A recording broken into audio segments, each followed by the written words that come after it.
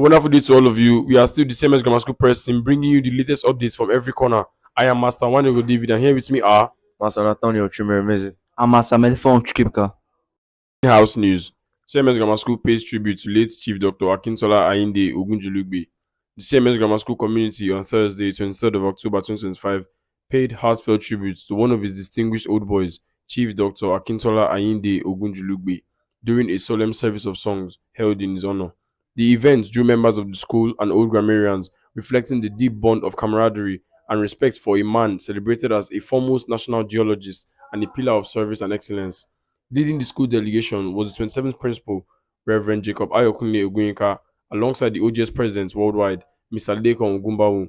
They were joined by Mr. Akinwale Mayowa, Mr. Bamidele Makinde, and Mr. Anyalaja, and the school choristers. The standout moment was the touching choral rendition of The World Is Not My Own by the grammar school choir, which filled the hall with emotion and reflection. The evening's highlights came with a moving eulogy by former principal Venerable Tunde Oduwole, who described Chief Dr. Ogunjulugbe as a man of humility, excellence, and unwavering devotion to God and humanity. The CMS Grammar School community stands united in gratitude for his legacy of integrity, service, and distinction, which continues to inspire generations of grammarians. CMS Grammar School debaters visit TVC Communications. On Wednesday, 12th of November 2025, the Prestige Africa, in collaboration with the African Biology Olympiad, treated the CMS Grammar School debaters, who emerged third overall at the New Media Conference debate, to an exciting media tour of TVC Communications, located at Eko Atlantic City, Lagos. The tour, a well-deserved benefit of their outstanding performance, provided the students with an invaluable opportunity to gain first-hand exposure to real-world media operations and broadcasting processes. During the visit, the debaters explored various departments within the TVC facility, interacted with media professionals, and observed the behind-the-scenes dynamics of television production, news presentation, and content creation. This experience not only deepened their appreciation for the media industry, but also inspired them to pursue excellence in communication, critical thinking, and teamwork, hallmarks of great debaters and future leaders. National news. Nigeria intensifies military operations amid Trump's threats and terrorist clashes. The Nigerian military has ramped up land and air operations across the north following US President Donald Trump's threats to consider deploying American forces to Nigeria over alleged killings of Christians.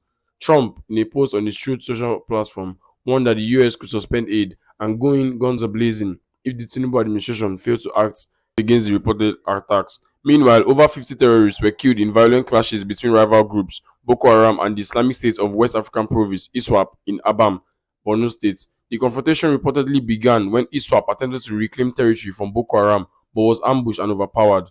In separate operations, Nigerian troops foiled a Boko Haram ambush, rescued 86 civilians, and arrested 29 suspected logistics suppliers. The Nigerian Air Force also carried out precision airstrikes in Borno, Kwara, and Katsina states, destroying terrorist hideouts, weapon depots, and logistic bases, in what officials described as a sustained counter-terrorism offensive. China backed Nigeria amid US threats over religious killing allegations. China has expressed strong support for Nigeria following US President Donald Trump's threats to consider military action over alleged killings of Christians. Beijing condemned Trump's remarks as reckless interference, pledging diplomatic and military cooperation with Nigeria to defend its sovereignty.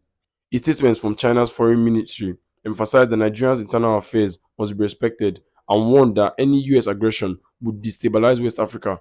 The Chinese government also reaffirmed its commitment to supporting Nigeria through intelligence sharing, counterterrorism training, and defense technology. In response, the Nigerian government welcomed China's stance, describing it as a reaffirmation of the two nations' strategic partnership. Military analysis and Beijing's backing could strengthen Nigeria's defense posture and complicate Washington's plans in the region. International news. Doctors complete world's first remote stroke procedure using robots. Doctors from Scotland and the United States have successfully performed what is believed to be the world's first remote stroke procedure using robotic technology. Prof. Iris Gunwald from the University of Dundee conducted a thrombectomy on a human cadaver in Dundee while operating remotely from Nine Wells Hospital. Hours later, US neurosurgeon Ricardo Haunel replicated the procedure from Florida, performing the world's first transatlantic robotic surgery over 4,000 miles away. Experts hailed the breakthrough as a potential game changer for stroke care, especially in remote areas where access to specialists are limited. The experiments, carried out using robots from Lithuanian firm Centanti, marks the first time a full mechanical thrombectomy has been completed on a real human body. Researchers hope to begin clinical trials next year, with stroke charities calling the innovation a major step towards equal access to life-saving treatment.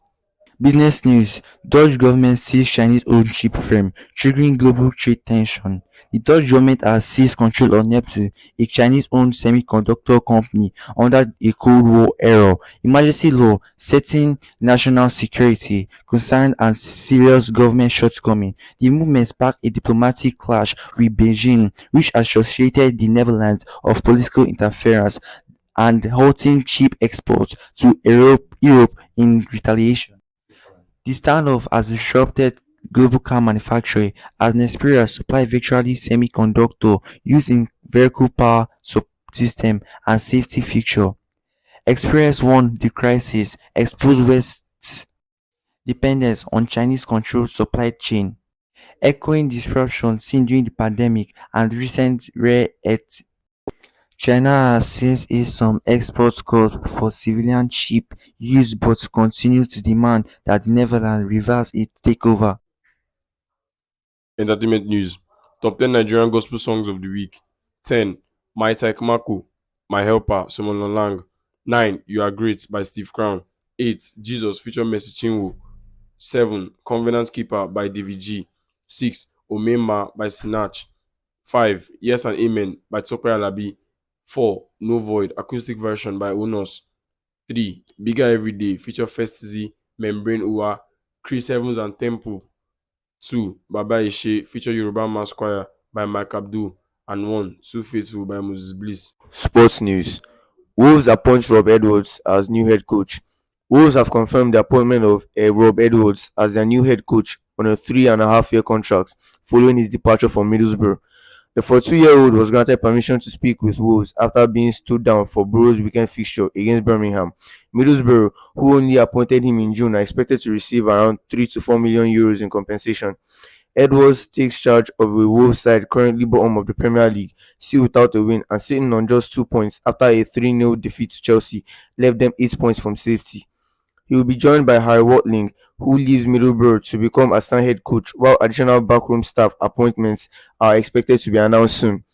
Wolves management hopes Edwards returns to Molineux, where he previously worked as a player and coach, will help spark a turnaround in the club's struggling campaign.